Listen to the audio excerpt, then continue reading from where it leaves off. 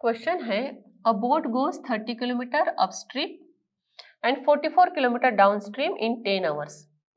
ठीक है, 10 आवर्स में 30 किलोमीटर अपस्ट्रीम जाती है और 44 किलोमीटर डाउनस्ट्रीम आती है।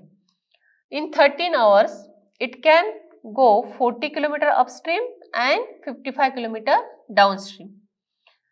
Determine the speed of the stream and that of the boat in still water. हमें डिटरमाइन करनी है बोट की स्पीड, ओके, और स्ट्रीम की। सो जो हमें फाइंड आउट करना है वो फर्स्ट हम यहाँ पे लिखते हैं, right. Let speed of boat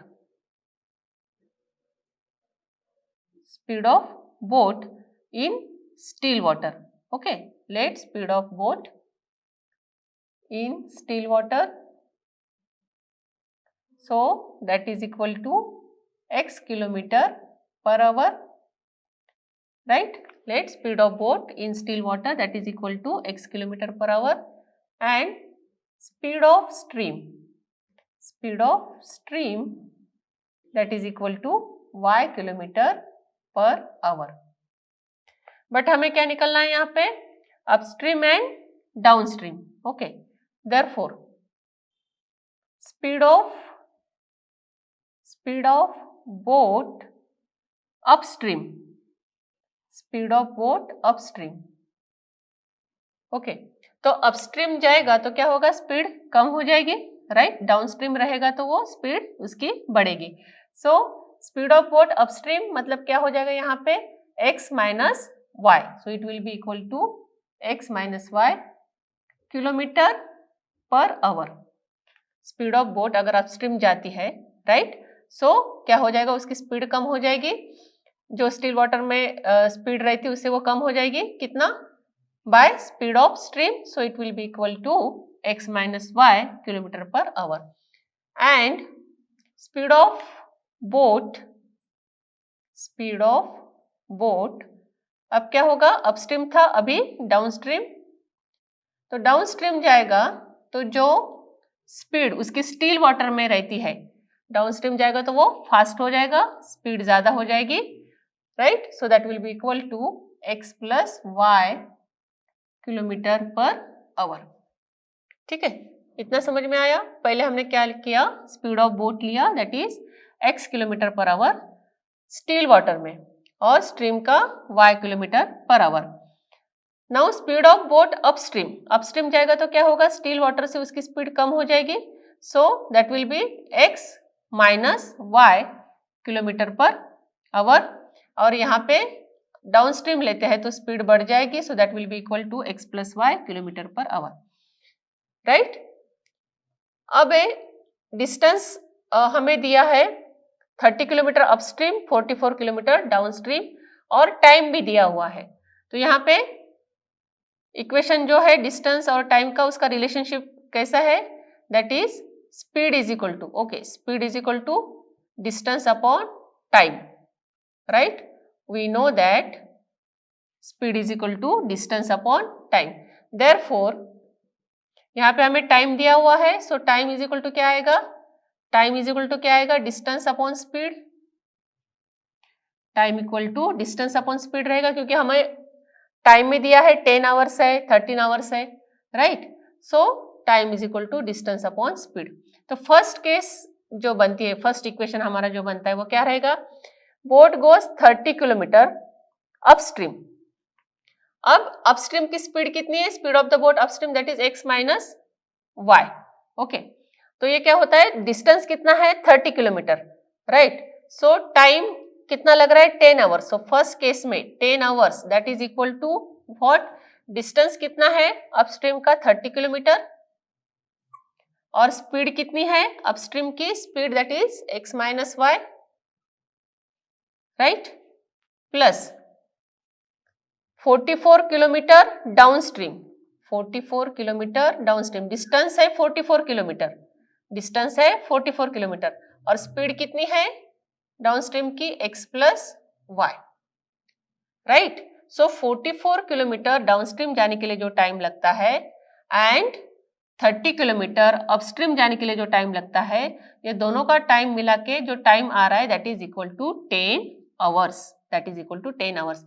ये 10 आवर्स हमें पता है, इसलिए हमने जो इक्वेशन लिखी है that we have written in terms of time, क्योंकि डिस्टेंस हमें पता है, राइट, 30 एंड 44। स्पीड भी पता है, that is upstream and downstream की स्पीड जो हमने एक्स एंड वाई के वेरिएबल के टर्म्स में लिखी हुई है। सो यहाँ पे हमने time is equal to distance divided by speed, right. So इसका जो टाइम लगता था फर्स्ट केस में that will be 30 upon x minus y and this will be 44 upon x plus y. ये हुई हमारी फर्स्ट सिचुएशन। सेकेंड सिचुएशन में हमें क्या मिलेगा? इन 13 आवर्स, मतलब 13 equal to in 13 hours it can go 40 kilometre upstream, 40 kilometre upstream. So time required will be distance 40 kilometer divided by speed of upstream boat, so that will be x minus y plus 55 upon x minus y। ठीक है, तो ये दोनों case हमें मिली है, दो situation हमें मिली है, राइट।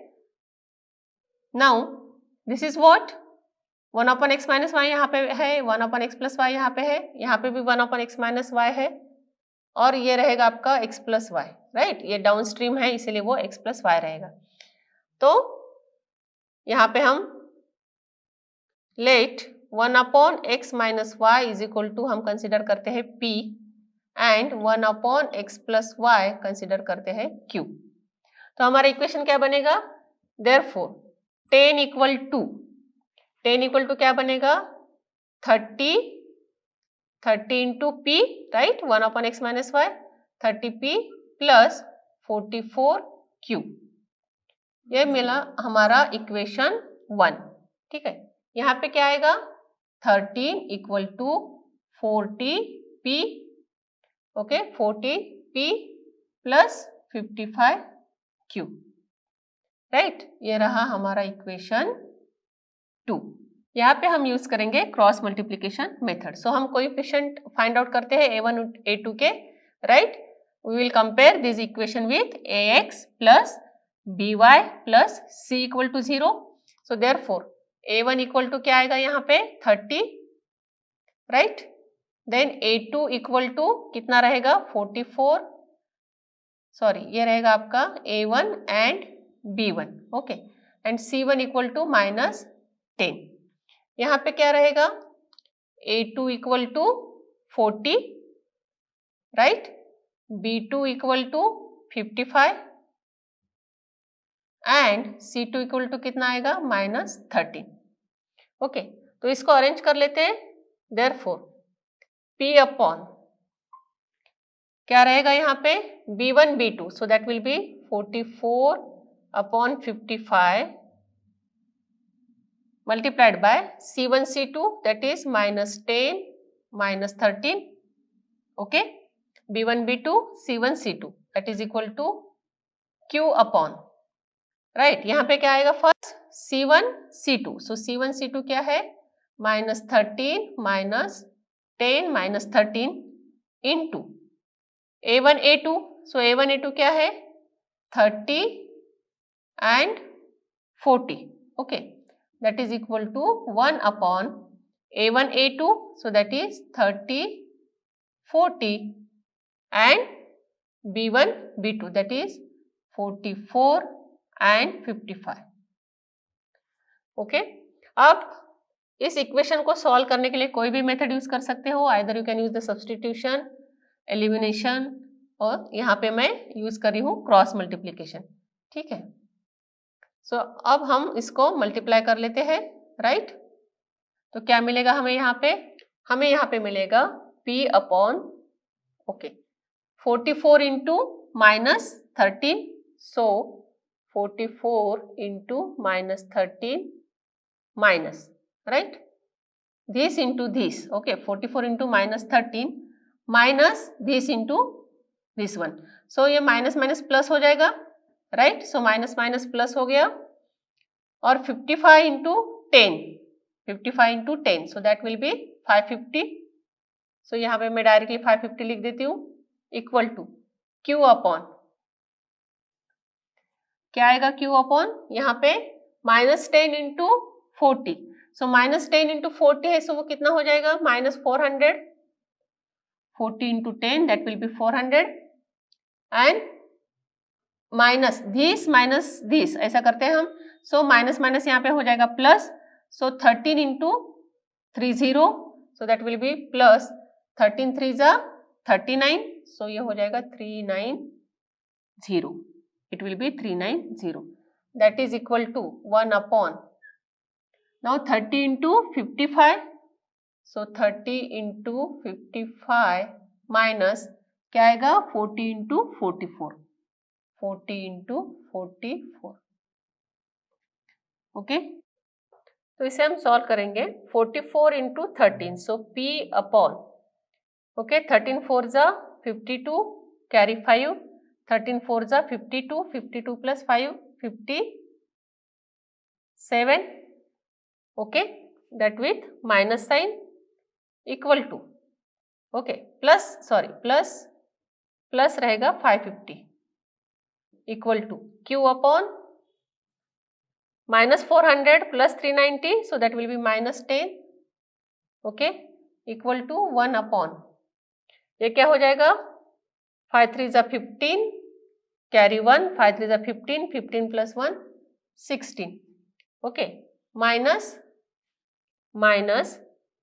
4 4 जा 16 कैरी 1. 4 4 जा 16. 16 प्लस 1 17. ये 0 है यहाँ पे. 30 इंटू 55 था. सो 1650 माइनस 1760. सो यहाँ पे हमें मिलेगा राइट P अपॉन ये क्या हो जाएगा सब्सट्रैक्शन करेंगे तो हमें क्या मिलेगा -22. Okay, P upon -22 that is equal to Q upon -10. Okay, that is equal to 1 upon 1760 minus 1650. So 0 minus 0 0.